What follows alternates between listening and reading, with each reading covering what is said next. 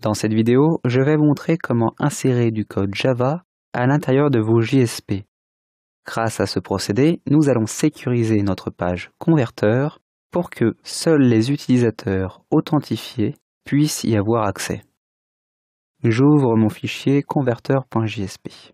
Juste après la balise principale, je vais insérer une nouvelle balise.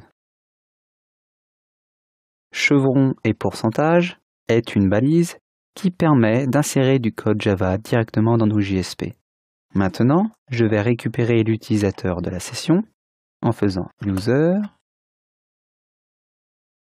Je caste ce que je vais recevoir de l'objet implicite request.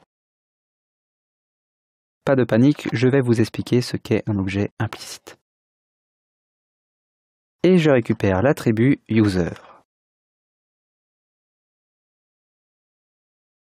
Bien entendu, il faut que j'importe l'objet user, et pour cela, je vais utiliser une autre balise.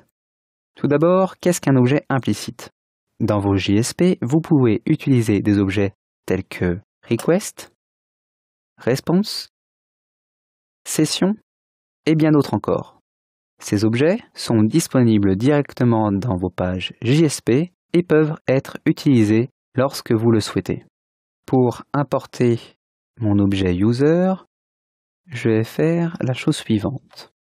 Chevron ouvrant, pourcentage, arrobase, page, import, égal, et là je vais récupérer le package de ma classe. fr. Je peux faire CTRL espace pour obtenir une autocomplétion. Converteur filter model. Je sauvegarde et mon user est donc bien importé. Maintenant, il suffit de savoir si user est nul ou si l'utilisateur existe bien. Donc si user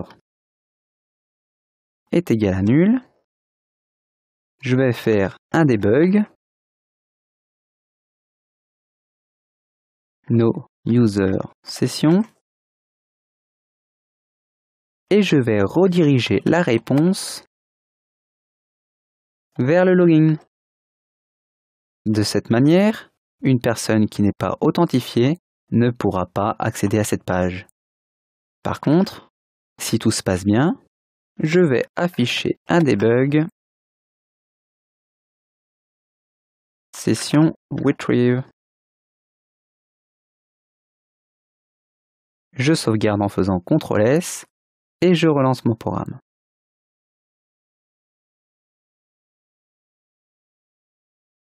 Essayons maintenant d'accéder directement à Converteur et hop, il me redirige directement vers Login. Ici, je dois me loguer.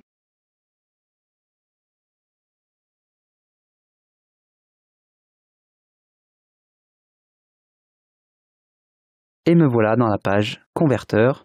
Tant que ma session existera, je pourrai accéder à cette page.